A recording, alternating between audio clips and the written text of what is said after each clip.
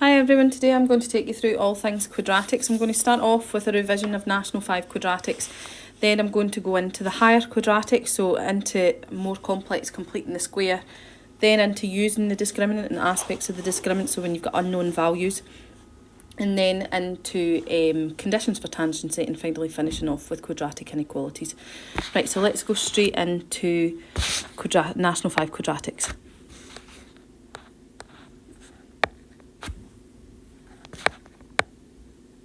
So we're going to do a quick mind map. Okay, so a quadratic is any function in the form ax squared plus bx plus c. Okay, it's going to be equal to 0 if you're trying to find your roots. So b and c can both be 0, but a can't, because otherwise you don't have a quadratic. So let's go into the shape of the graphs. Now, the graphs for quadratics are called parabolas. They look like this. There's a minimum turning point. Now, the graph will have a minimum turning point if you've got a positive x squared term. Okay, and there's a maximum turning point. That's what it would look like. These graphs are perfectly symmetrical, and a maximum turning point would have a negative x squared. Okay, we'll go into how we sketch these graphs. So we would sketch these graphs first of all by finding a root. Some people call them your zeros, but the roots are where the graph cuts the x-axis. So at that point you should have your y-coordinate equal to 0. Okay, now the way that we would do this is we would factorise it. And I'm going to write factorise and solve. Right, to factorise it might take a number of different forms. You might have to use a common factor. You might have to use a difference of two squares. Okay, and you might have to use a trinomial. Right, if you cannot get it to factorise, but you know it does factorise, please remember that the quadratic formula will factorise it for you. Okay, and it'll solve it as well. Okay, so the quadratic formula being x is equal to minus b plus or minus the square root of b squared minus 4ac. Now you'll recognise that b squared minus 4ac is the discriminant as well, and I'll just go into that in a minute. Okay, over 2a. Now, this part underneath the root, as you know, is called your discriminant. So if you don't know whether or not a function factorises, you can substitute it into the discriminant.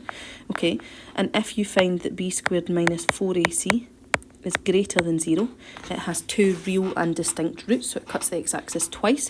If you find that you've got b squared minus 4ac is equal to 0, then that parabola sits on the axis and it touches it once.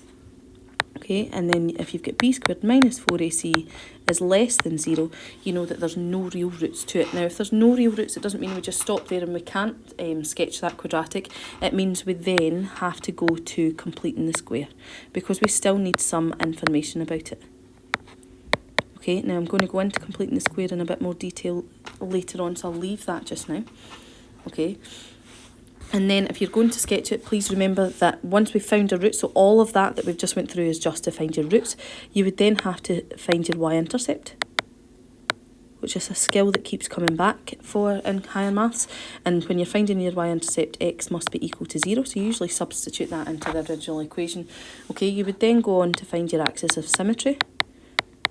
Okay, now your axis of symmetry being, now the x-coordinate will be the x-coordinate of your turn point as well, but you add your two roots together, root 1 plus root 2, and divide it by 2, and you'll get the axis of symmetry. You would then take that coordinate, okay, that x coordinate, and you'd substitute it back into your original equation to find your y coordinate of the turning point, and you would use all these pieces of information to sketch it. Right, so as I said, I'm going to take you through sketching a quadratic. We're then going to go into completing the square. Using the discriminant, as you saw from my mind map, all of these three things work together. Okay, then we'll go into conditions for tangency, so actually applying the discriminant, and then we'll finish off with quadratic inequations. Okay, so as I've said, just to recap, what I want to do is I want to find the shape of the parabola. If it's a positive x squared, it's a minimum turning point, negative x squared, maximum x squared. We then want to find the roots, so we want to factorise it. Okay, so set it y equal to 0. We then want to find the y-intercept when x is equal to 0, and then find your axis of symmetry using your roots, and then substituting that axis of symmetry back into the original equation to find your y-coordinate, and that's how we would sketch it. So let me take you through an example. Now, first of all, I'm going to find my roots. Okay, so I'm going to factorise it. What I want, this is y is equal to x squared minus 4x minus 12 Okay, so we'll set y equal to 0, and we've got x squared minus 4x minus 12 equals 0. I then want to factorise it. So I've got x and x, 6 minus 6 plus 2, and then I want to solve it. So I get x is equal to minus 2 and x is equal to 6. I've then found my roots. Okay, now I'm then going to go in and I'm going to find my axis of symmetry. Okay, so I take my two roots. So I've got x is equal to minus 2 plus 6, and I find the average of them. So that'll give me 2. Okay, I then want to find my turning point. Now, as you can see from up here, x squared is positive. So if x squared is positive, I've got a minimum turning point. To find that, I would have y is equal to 2 squared. This is going back into the original equation, just in case you're wondering where I'm getting this from.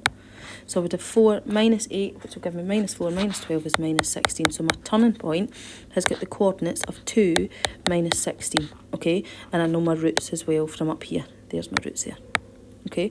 So I've got 3 coordinates so far. I'm not quite finished. I want to find my y-intercept. Right, so I want to know when it cuts the y-axis.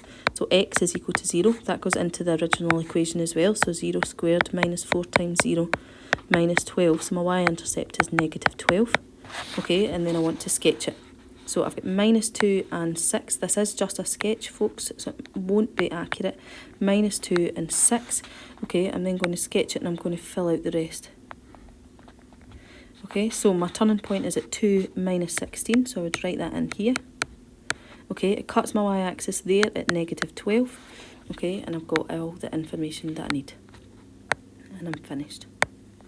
Okay, so then we'll go into the different types. So we've already covered the different types of parabolas, but I want to give you a diagram so that you know what I'm talking about. Okay, so for the discriminant, if the discriminant is greater than 0, then we know that this should factorise. Okay, so you would either factorise this using your common factor, your difference of two squares, or your trinomial.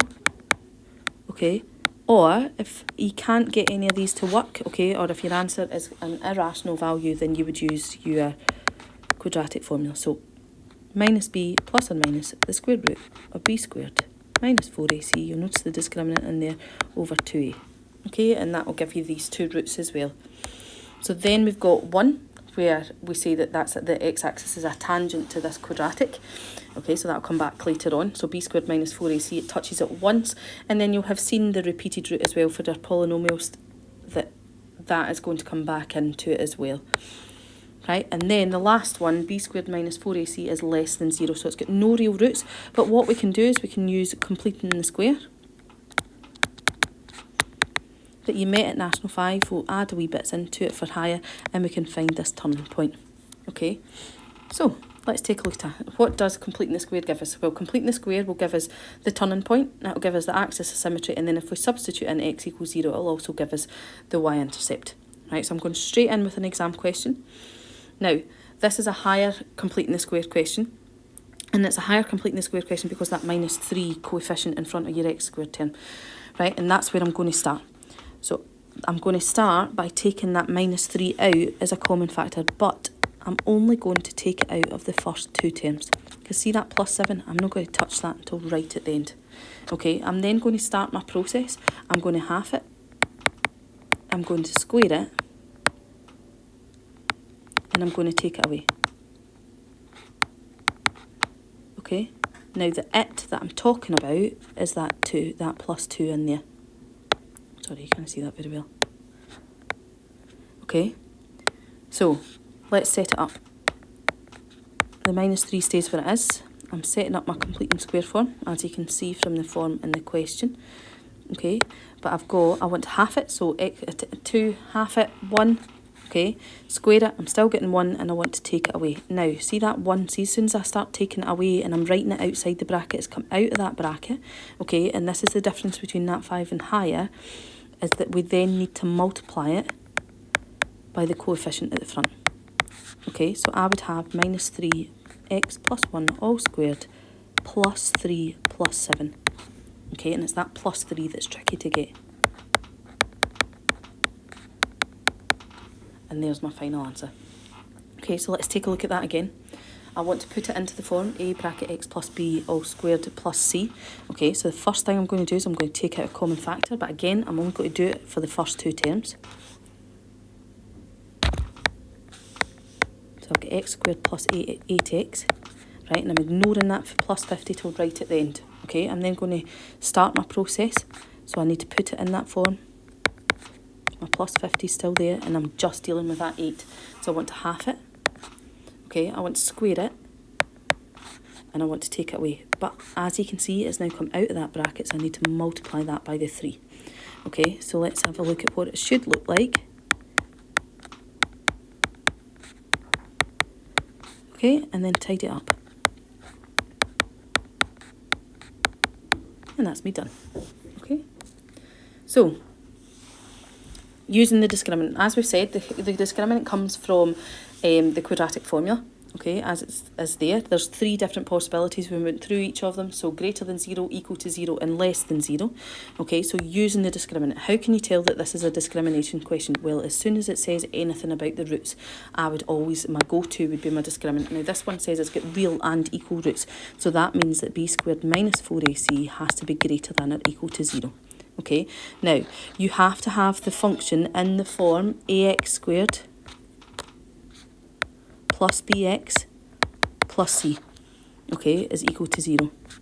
So this, for this one, it means that a is equal to p, just pick off the coefficients, b is equal to 6, and c is equal to 1, and substitute them in. So I've got 6 squared minus 4 times p times 1 is greater than or equal to 0. Okay, so keep going, 36 minus 4p greater than or equal to 0. Okay, I'm going to add that 4p to each side. Remember, the only thing about using inequalities is if you divide by a negative, you have to change the sign. But because I'm adding it, I get 3p is greater than or equal to, no, that would be a 36, sorry. 36 is greater than or equal to 4p, so that must mean that divide both sides by 4, you should get 9 is greater than or equal to p. Bear in mind, if you want to write it the other way, you have to change the sign. So p is less than or equal to 9. Okay, right, let's take a look at an exam question. So we've got the equation, and again, it says that it's got 2 real and distinct roots. That's telling me that I've got the quadratic formula. Now see the fact that it's saying range of values, I'm asking for a inequality in here. So that could also bring in quadratic inequations. I know I said I would go over that at the end, but this question does take that in as well, so we'll touch on it here. Now it's already in the form ax squared plus bx plus c is equal to 0, so a must be equal to 1. B is equal to m minus 3, and c is equal to m. Okay, now I know that b squared minus 4ac, because it's 2 real and distinct roots, has to be greater than or equal to 0. Okay, so I've got b squared minus 4ac, sorry, I'll start substituting that in instead of writing it out again. So I've got m minus 3 all squared, there's my b, minus 4 times 1 times m is greater than or equal to 0. Okay, now that m minus 3 all squared, remember, is m minus 3 times m minus 3, so you want to use FOIL to multiply that out. M squared minus 6m plus 9, and I would have minus 4m in there as well. Let's tidy it up, m squared minus 10m plus 9. Now what this is now asking is, when is this graph greater than or equal to 0? So it wants to know when the graph is above the x-axis with your y-coordinates being positive. Okay, so to do that, I need to solve this. Right, so I'm going to change this slightly so that I've got m is equal to, I want to know where my roots are. Okay, and I've got 9 and 1. So my roots are m is equal to 1 and m is equal to 9. Okay, but that's not what the question was asking. The question was asking, when is it greater than? So if I then sketch this out, now for a quadratic inequality, you have to have a sketch. Otherwise, you will miss some information. Okay, now what this graph is at, this question's asking me is, where is it bigger than 0? So it wants this area and it wants this area. Okay, 2 separate areas, 2 separate inequalities. So my final answer is m has to be greater than or equal to 9. Okay, and then m has to be less than or equal to 1. Okay, right, so this is our conditions for tangency. So we can apply the discriminant to every quadratic to see where a line cuts it. If it cuts it twice, the discriminant has to be greater than 0. If it touches it once, it's a tangent and it has to be equal to 0. And then if it doesn't touch it at all, there's no real roots for it. Right, so proving tangency. Show that the line y equals 5x minus 2 is a tangent to the parabola. Right, you'll notice that both equations start y equals. Now, that means that at a certain point, these two y coordinates are exactly the same as each other.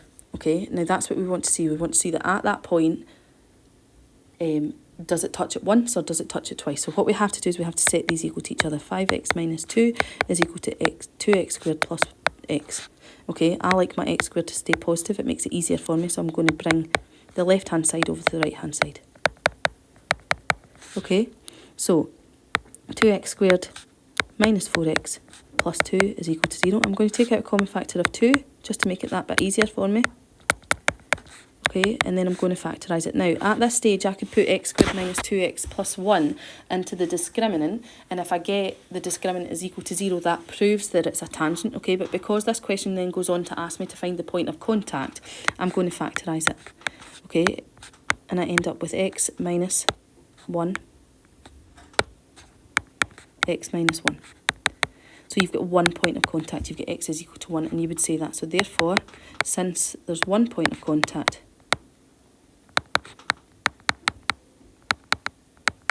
the line is a tangent. Okay, right, so I've proven that it's a tangent. Now I need to find my y-coordinate. Now you'll notice I've got y is equal to 5x minus 2 at the top, and it's that y that I'm looking for. I know what x is, so substitute it in, and y is equal to 3. So my point of contact is 1, 3. Okay, right, so same goes for this one. Determine whether or not it is a tangent. So again, I'm going to start off by setting them equal to each other.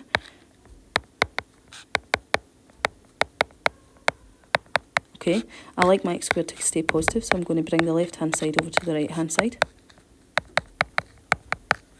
So I've got x squared plus 2x plus 7 is equal to 0. I'm then going to use a equals 1, b equals 2, and c equals 3 to see whether or not this line is a tangent. So I'm substituting that into the discriminant. So I get 2 squared minus 4 times 1 times 7. So I'm getting 4 minus 28, I'm getting negative 24. So therefore, since b squared minus 4ac is less than 0, the line is not a tangent. It actually doesn't touch it at all.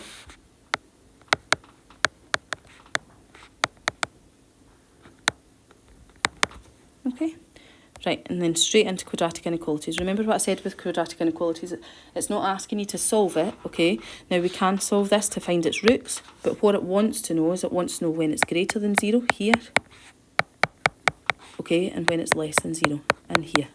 Right, so let's find out what our roots are. So if we factorise this, we would have x minus 6x plus 2. Okay, so if we solve it, we've got x is equal to 6 and x is equal to minus 2. So that's minus 2 there, and that's 6.